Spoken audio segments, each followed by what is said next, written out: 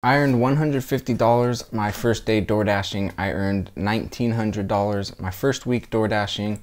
I earned over $6,000 my first month door dashing. I've had over a $300 day.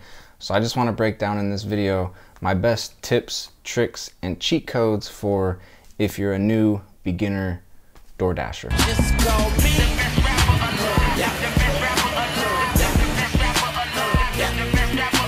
Welcome Dash fam, I'm the best dasher alive, aka Daddy Dasher, and I'm going to share some super dank tips, tricks, hacks, and cheat codes for earning some pretty good money from just doing DoorDash deliveries. So let's jump right into it. I'm going to start with the most important things, a couple things in between that are also very important, and then at the end I'm going to kind of wrap up with just some other tips and tricks that just didn't fit into the first sections of this video. So number one, the most important thing that I think you should know going into beginning to DoorDash is do not worry about your acceptance rate.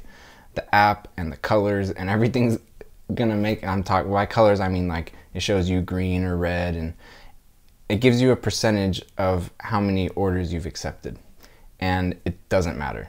It'll tell you in the app that if you accept more, it'll give you better orders or more orders, or just ignore the whole thing. All that you need to really get to understand and do and get better at is choosing good orders, and I'll explain more what good orders actually are, but just know that your acceptance rate doesn't matter.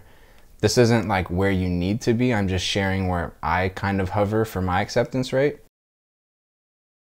I've even dropped it as low as 3%, and like it really just doesn't matter. DoorDash is gonna feed you orders, accept the ones you want, reject the ones you don't worry about what your percentage is. My second tip here is that tips do not matter. Don't look at the tips, don't worry about tips. The only thing you should be looking at is what's the amount you'll make from the delivery and how many miles. And then also you might want to consider the restaurant too, which I'll talk a little bit more about. All you need to do is just determine if the amount that it shows you is an amount that works for you in that mileage to pick up and deliver the order. Number three, there's another thing you should not worry about. When DoorDash sends you an offer, at the bottom of it sometimes it says total might be higher.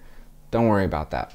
Just look at the dollar amount that DoorDash says it's going to pay you and the miles you have to travel, and if that works for you, just go for it. And then if it ends up being higher, great, you got a little bonus on top of that. My fourth tip here, and I kind of mentioned this already earlier, but it's to get good at rejecting bad offers and get good at accepting good offers. Now I'm going to explain what makes a good offer and what makes a bad offer. Before I do that, one quick recommendation, kind of two pieces to this recommendation.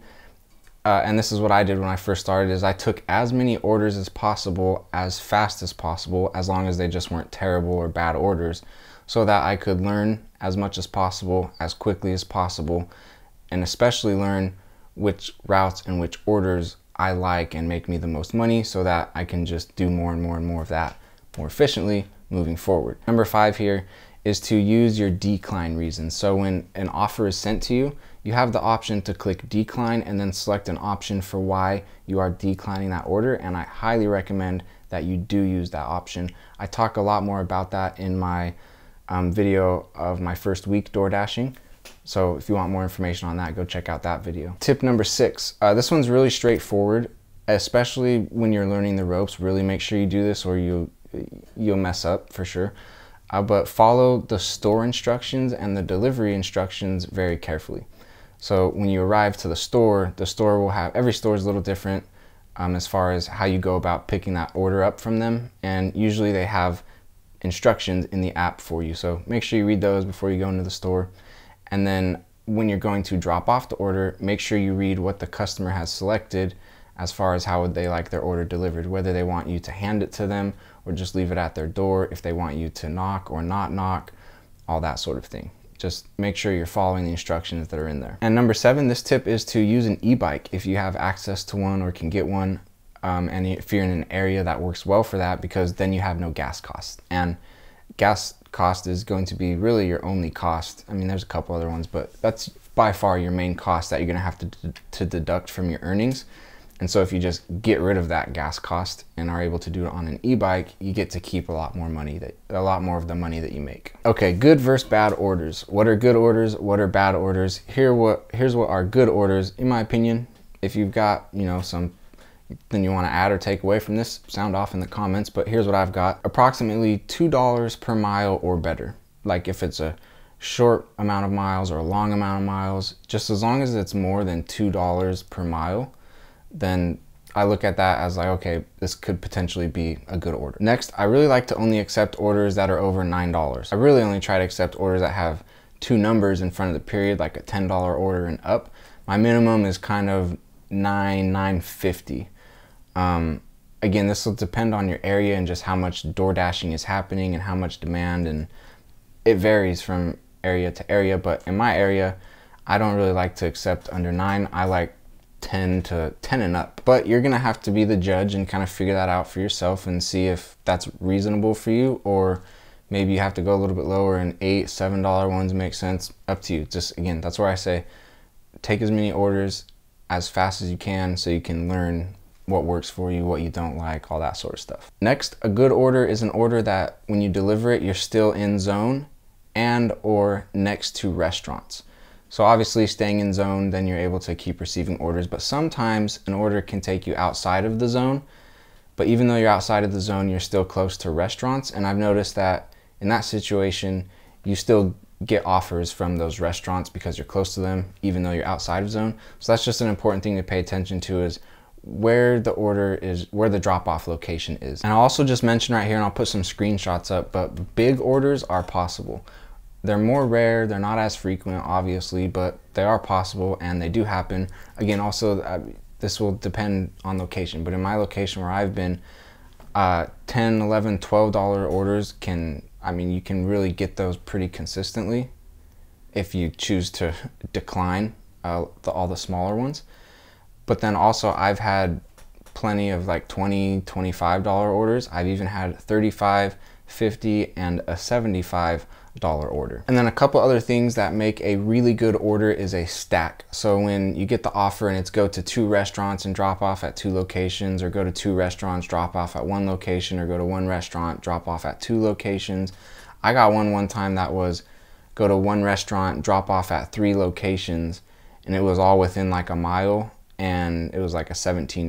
That was just a banger. Not always, but that's usually when DoorDash will offer you more money to pick up and deliver an order, is when they're stacked. And then sometimes you might just accept a single one, and then when you're in the restaurant or something, you might get another notification from DoorDash saying, hey, if you add this restaurant right next door, pick up an order there, you'll get X amount of more if you pick up that one and go deliver it. So it can offer you the stack up front, or you can be in the middle of an order and then it can offer you another one and you can stack the order that way. And then also shopping orders. This one's been kind of new, but like the red card orders where you walk into a grocery store and you actually shop for the items, those can be extremely profitable, I've noticed. But again, it depends. You got to look at the route, and then you got to look at how many items you're going to have to go grab. And then also just, if you have no clue how to navigate a grocery store, then you know your first several of those might be a bit slower and you might not make as much per hour. But I mean, if you know how to shop a grocery store and the route's good and the mileage and the amount you're gonna get paid, some of the shopping orders are absolute bangers. So keep an eye out for shopping orders. Some of them are terrible though too, so be warned. Don't just take them because they're shopping orders. You gotta feel them out like any other order as well. Okay, and then these ones are a little bit less good, but still good. You'll still want to take them in certain situations. So maybe the offer is not $2 a mile, but it's in a location that you're already headed. And so if you're driving there already, if you just stop and grab food and drop it off on the way, then now you made a little bit of money as you were headed there. So sometimes those do make sense. And then another thing I've noticed is back-to-back bangers, like really big, low mileage orders, back-to-back doesn't happen all that often. So if you get a banger and you drop it off and then you get another offer that's like a decent route, decent dollar per mile, but maybe it's like an $8.50 order or something like that. Sometimes that does make sense, because what happens if you drop off the big order, then you're gonna have to wait a good little while until you can get another big order. So what you might wanna do, just so you're earning more within that hour, is instead of dropping it off and now waiting for 15, 20 minutes or whatever, maybe just drop it off, go do the $8 order, and now DoorDash might be more in a spot where it's willing to offer you another big one because you just completed a small one. But when it's very, very busy, don't ever do that. If it's very busy, DoorDash has more bangers it can send you. So just use your decline option, just let timers expire, and it will hit you with another banger if it's very busy. And this is one you'll just have to learn the more you DoorDash, but some restaurants just aren't set up very well or don't have very good staff for handling DoorDash orders. Like I have a McDonald's here that every time they're just slow and I have to wait, or they get it wrong, or just something. There's just that they don't have DoorDash orders dialed in to where you can just walk in and grab them. And so I just don't go to that McDonald's. When I get offers from that McDonald's, I hit decline. I don't want to go to this store, and that's it. I've decided that I just don't do that store anymore. And now here's just some final tips for earning the most amount of money possible from DoorDash. If you've got time, like if you don't have a 9-to-5 and are just trying to do this as a side gig, if you have the whole day to do this, then use the whole day. Catch the morning shift, the lunch shift, the dinner shift, and there's like a late night shift. If you can catch all those, you're making a couple $100 a day from DoorDash. Again, I haven't done this in every area out there. This is where I'm in a busy area, lots of people using DoorDash, lots of restaurants. And in order to do that, you may need to use the scheduling option on DoorDash, because sometimes if it's not busy enough, then you won't be able to dash now. It just won't let you do it. So in order to avoid that, you just go in and schedule all your days in advance. And it only lets you schedule like I think 6 or 7 days in advance. So I just always make sure every day, every night, I've got full 6 or 7 days. As much as it'll allow me to schedule, I've already got that scheduled in advance. Sitting at locations with lots of restaurants absolutely does feed you more orders and better orders.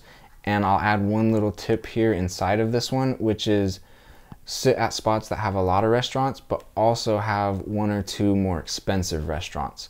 Because then what happens is, and I've explained all my tips and trying to get stacked orders and all that. So if you're sitting in a spot with a bunch of restaurants and a couple of them are expensive, that's where DoorDash can really go, okay, he's close to this one, which is just average restaurant or whatever, but we can stack this one, and then that might be the bigger restaurant, more expensive restaurant, where people maybe are tipping more, or just the order is more expensive in general, so you make more from it. I don't really pay attention to peak pays as far as like when I'm scheduling. I just schedule whenever I want to dash. But one thing that is decent to do, smart thing to do, is while you're dashing, if it is during peak pay, then when lower offers come in, you can add that peak pay on top of it, and maybe lower offers now do make more sense. For example, if you're dashing and there's a $3 peak pay happening and you get an $8 order, well, with the $3 peak pay, that's actually an $11 order. Once you've arrived at the store and you've clicked Arrive at Store on your phone, at the bottom of the screen, I forget exactly how they word it, but there's a couple lines there where it's like, let us know what's happening. If you click that, it gives you some options, and it's like, I haven't been able to get a store employee to help me, or the order's still being prepared, or they haven't started preparing the order yet. There's just some different options you can select there to let DoorDash and the customer know what's going on at the restaurant, which also kind of leads me into my next point as far as communicating with the customer goes. I know, like, if you read like through the DoorDash tips and stuff, it says like, oh, text your customers and give them a heads up and be friendly. Like, for the most part, I honestly think most people don't want to interact with the DoorDasher. They just want to have the food show up and they want to eat their food. So like, in my opinion, don't text people, don't call people. Maybe I'm wrong on this one, but I don't really think so. I think for the most part, people just want their food and that's it. Now, if there's an issue, if you need a gate code, or if the customer, if it says like hand it to the customer and they're not answering the door, or you can't find, like, if there's an issue, if there's a problem, then yeah, absolutely contact the customer. I think most people will probably already know this, but just in case you don't, use an insulated bag. It is really nice. It keeps their food hot or their food cold, whichever way it comes. Maybe even have 2 separate bags, or a divider inside of your insulated bag so you can have a hot side and a cold side. And my last tip here, hopefully you've kind of picked this up as I've gone throughout the other tips, because never once have I said that if you want to make more money from DoorDash, hustle, hurry, go fast, be faster, drive faster. Never once have I said any of that, because it really doesn't matter. It really doesn't help you make more money from DoorDash. If you're already in a good area where DoorDash is happening, it's really going to be all about your strategy. Which orders you're rejecting, which ones you're accepting, which routes you're taking, what locations you're hanging out at, what times you're DoorDashing. It's the strategy.